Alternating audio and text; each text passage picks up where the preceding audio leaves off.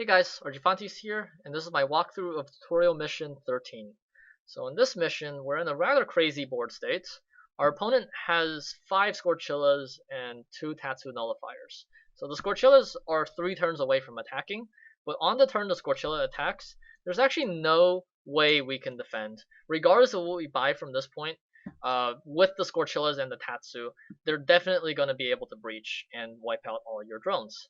So instead of attempting to defend, I'm actually going to do a pretty crazy strategy involving one of the advanced set units. Venge Cannon is a curious unit. It costs 3 gold, 3 green, and also 3 drones, and it just does 2 damage at the start of your turn. It has very high health at 8, and it also has a special ability where you can pay 2 health and 3 green to construct 3 Gauss charges. And Gauss charges just do 1 damage each and go away at once you use them. So its ability just allows it to do 3 extra damage on the next turn. Because Venge Cannon converts your drones into a very high health unit, this is precisely what we need to counter his very aggressive bursts on the Scorchilla turn.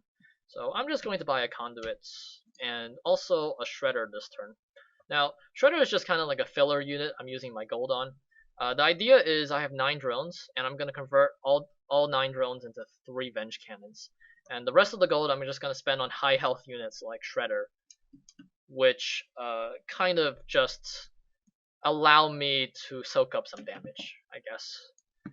On this turn, I need to buy 1 additional Conduit, so I have exactly 9 green, which is how much I need, and I can squeeze in another Shredder.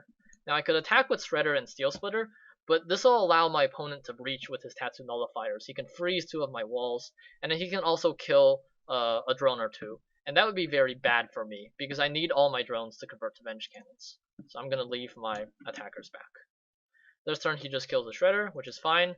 It just basically bought time for me.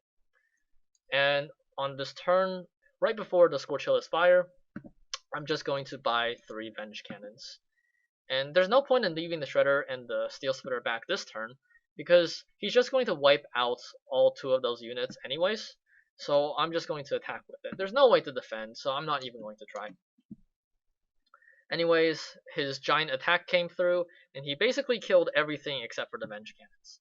So now I actually have some time. The Scorchillas take 3 turns to reset, so in the meantime I can actually destroy most of my opponent's stuff. So by the time the Scorchillas fire, he actually only has 2 left, which is insufficient to wipe out my Venge Cannons, which have extremely high health, and I'm able to kill the remaining Scorchillas. So that just kind of shows you a very all-in strategy you can do with Venge Cannon. Venge Cannon is very resource cheap, but it requires you to sacrifice your economy, and that's exactly what I did here. I'll see you in the next video.